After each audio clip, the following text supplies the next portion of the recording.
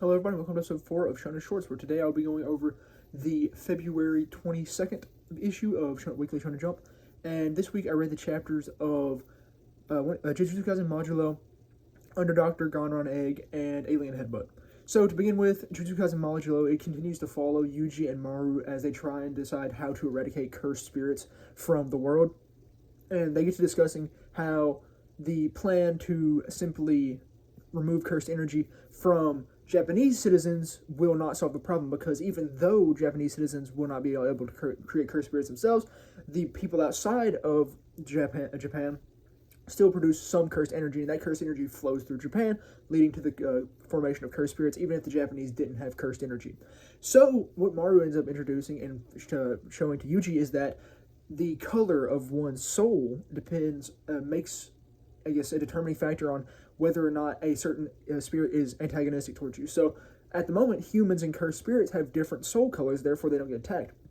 But when it comes to Romulians and Kalians, or it might be Sumerians, it's one of the two groups. They're the same aliens. But they have the same soul color, so they don't attack each other and they're not antagonistic, so the Kalians don't attack. So, they come to the plan now to change the color of the human soul so that it will be the same as cursed spirits, or cursed spirits will be the same as it, and this will allow them to no longer be in strife with each other continuously.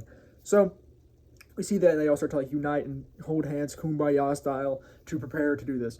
Then for the chapter of Gonron Egg, we see as the battle continues to prepare to happen, and we see Gonron and Oma reach their transformed form for the first time post the 3-year time skip, so that was pretty cool. But, and we also see as the two generals who are kind of more demonish rather than human, but they're still just using it from the consumption of Drakkar hearts, they prepare to fight Reigoku. Reigoku has a sick design. I think this might be the first time we've seen it, and it is sick.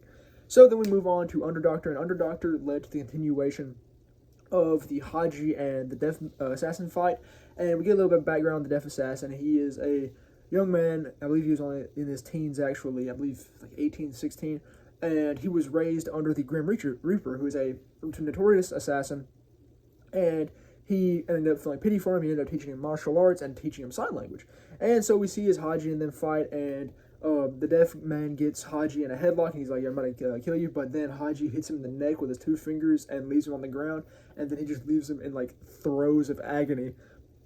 But then we move on to Alien Headbutt, and Alien Headbutt still kind of continuing on a little bit more slowly, but the young kid and the main character are talking, and he's like, okay, I know where the eggs are, so they end up going and finding the eggs.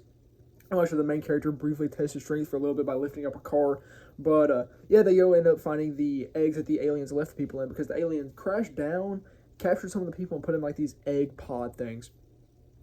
So they end up doing that. They end up finding him, releasing some of the people, and one of the people released happens to be the young boy's brother.